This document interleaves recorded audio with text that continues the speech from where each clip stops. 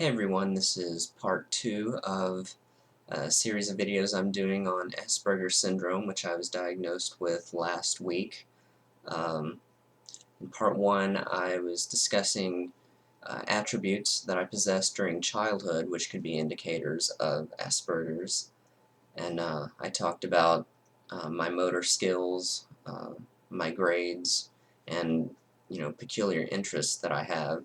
And I concluded with talking about how sensitive my skin was to changes in temperature, and that was also true with taste. Like I was really picky on what type of foods, and still am, on what type of foods I eat, because the textures of certain foods just will bother me to no end, and I can't eat it.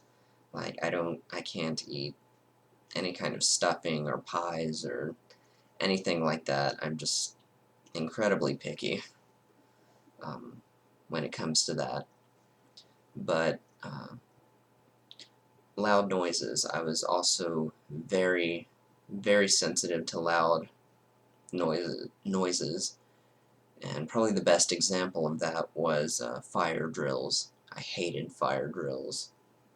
And if I knew that we were gonna have a fire drill, I would pretty much, I didn't know how to handle it. I would panic, I would freak out, I wouldn't want to come to school that day, and I would literally sit there at my desk for hours, just with my hands over my ears, because I hated that loud noise. I was so sensitive to it.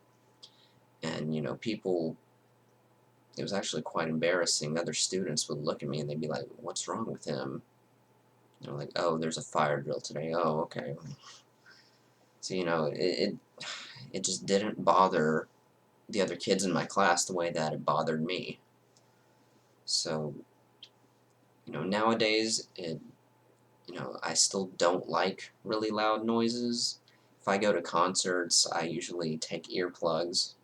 I know that makes me a coward, I suppose, but hey, it's my hearing, and 20 years from now, when they're half deaf and I still have my hearing, they'll be kicking themselves, but I digress.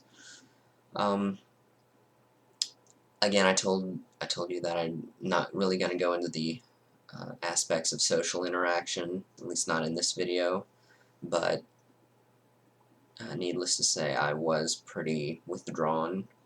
Um, I did have friends, but uh, they kind of came and went in cycles, and I didn't have lots of friends. I had one friend, and that friend would come and go. It was like a rotating door. But I'll talk about that in later videos. But another physical trait that I possessed, and this was also evident in home videos, whenever I would get excited, I would do this with my hands. I would just start flapping them, just really freakishly. And this was a totally unconscious movement. I didn't know that I was doing it, and it wasn't until I saw the home videos I was like, wow, I'm really doing this weird thing with my hands. And to my knowledge, I don't do it anymore, although my mom says that she's observed me occasionally doing it. So, again, it's not something that I'm aware of. Just whenever I got excited as a kid, my hands would just start doing this, and I didn't even know this was a trait of Asperger's. I just thought it was some strange characteristic that I had that made me weird. But, again, I mentioned in my first video, I was floored at some of the, I guess, symptoms that I saw, because there were things on there that I hadn't told anyone, that I thought that it was just something that only I had and that it didn't mean anything. But yeah, the flapping of the hands, apparently. And another physical trait that was also an indicator of Asperger's was these dark circles under my eyes. I've always had these, and I can get, 8 to 9 hours of sleep at night, and, my eyes still look like death. And, again, always been true of me. It has nothing to do, really, with how much sleep I'm getting. And, again, I had no idea this was an indicator of Asperger's. Until I saw another YouTube video talking about the dark circles under the eyes. So, and my mom would constantly say, "Are you getting enough sleep? Are you getting enough sleep?" And I'm like, "Yes." But she would always just comment on, the dark circles. And, I think they're kind of cool. I think they make me look mysterious. So, not complaining about the dark circles. But anyway, going back to my grades, back then, I was very much a perfectionist, and perfectionism apparently is also another trait. If I got a 99 on something, I would be upset that I didn't get 100. I would stress myself out big time, obsessing over my grades and things. In retrospect, it really didn't seem that important. Who remembers what they made on a test in elementary school? But it was everything to me. I wanted to be perfect, and I'm still somewhat of a perfectionist, but my priorities have kind of changed.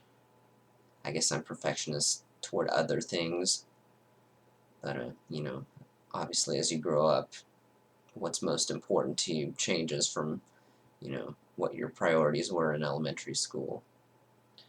And speaking of change, that's probably the last big characteristic that I had during those years, and still do to an extent, and that's the fact that I didn't like change. I preferred routine. I preferred things that are predictable, that I knew how to control. And, when something did change, I would just get really apprehensive and nervous. Probably the best example was PE class. I never liked PE class. I still think PE in schools is pointless. But, I hated it not just because I had terrible motor skills and I sucked at everything that they made me do, but also because I didn't know what to expect during those classes. They didn't just do the same thing, every class. I had no idea what they were going to make me do, and that caused me a lot of nervous tension during those years, and I hated it, and I still hated it, and I would ban PE if it was up to me. But yeah, just change and, a departure from routines, I don't like. Um, I guess it has lessened a little bit in recent years because I forced myself to endure change, and I paid the price. But again, that's another video. These videos have been just on my childhood. Probably my next video will be on my more recent history, in which I'll talk about common traits that I possess nowadays that maybe I didn't necessarily have during childhood, but traits of Asperger's that definitely have an impact on me today. And I may also go into some recent history, things that have happened in the past couple months that led to me seeking out a diagnosis. Um, I say that hesitantly because a lot of those things are still kind of raw emotionally on me, but I may share them with the YouTube community. Who knows? I'm still thinking about it, but most likely I will.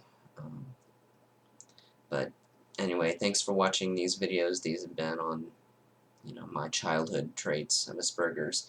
Feel free to leave a comment, question, criticism, anything. I don't care. And check out my other videos. Thanks.